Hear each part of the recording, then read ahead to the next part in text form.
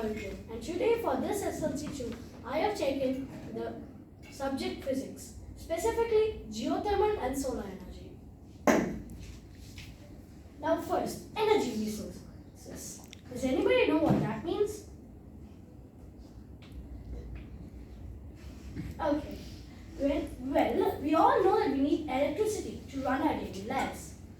Electricity can be provided from many sources. These sources are called energy resources. They can be renewable or non-renewable. What are renewable energies? Renewable energies can be replenished naturally, and non-renewable energies cannot be replenished naturally. And now let's see some pros and cons about renewable energy. Well, renewable energy is limitless. It will always be replenished, as I said in the last slide. It will always be replenished. And most of environmental friendly, with some exceptions like geothermal energy. And there are many sources like the sun, earth, wind and water. Now let's see some cons. Well, they are expensive to extract and they are not always efficient, as we need a large amount of electrical energy. Now let's look into my first type of energy, solar energy. Does anybody know what that means? The sun energy. Yeah. So when we use the energy produced by the sun, it is called solar energy. Sun, as we all know, produces light and heat. This light and heat energy is converted to electricity directly using the photovoltaic system. Does anybody know what that means? Go ahead. First, let's see into the components of the photovoltaic system. Well, the components of the photovoltaic system are the solar cell, which captures the light and heat. It looks like this, and the solar panel, which is a collection of solar cells. Now let's look into the photovoltaic effect. Does anybody know what that means? Okay, but first we need to know that in the solar panel there are certain materials.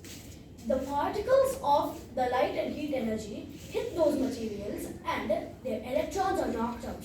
These electrons are the electrical energy sent to the grid. Let's look into it a little more in detail. So this is what happens.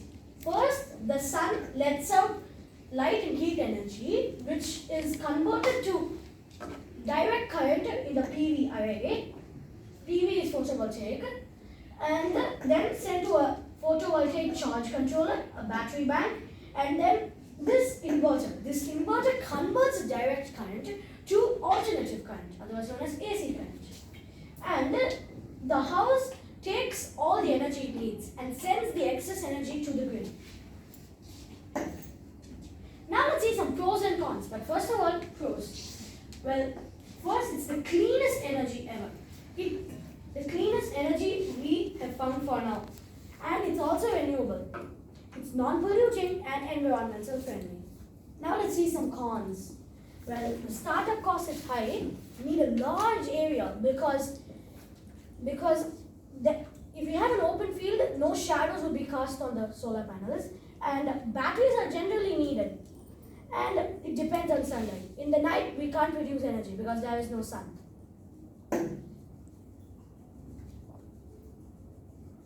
Now, let's move on to the second type of energy, geothermal energy. But first, when I said the pros and cons of renewable energies, I said there's an exemption that are not environmental friendly. Does anybody know what is it?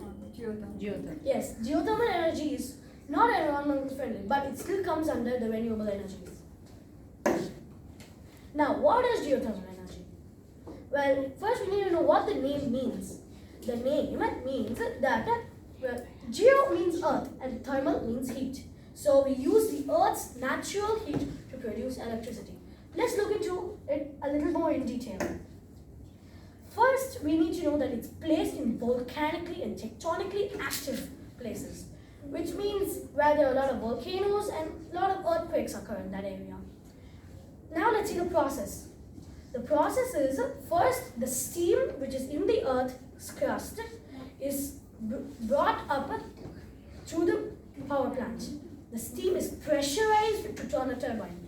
The turbine produces electricity with the kinetic energy while the turbine is spinning, and then the steam is then condensed back to water and let back into the earth for it to boil again.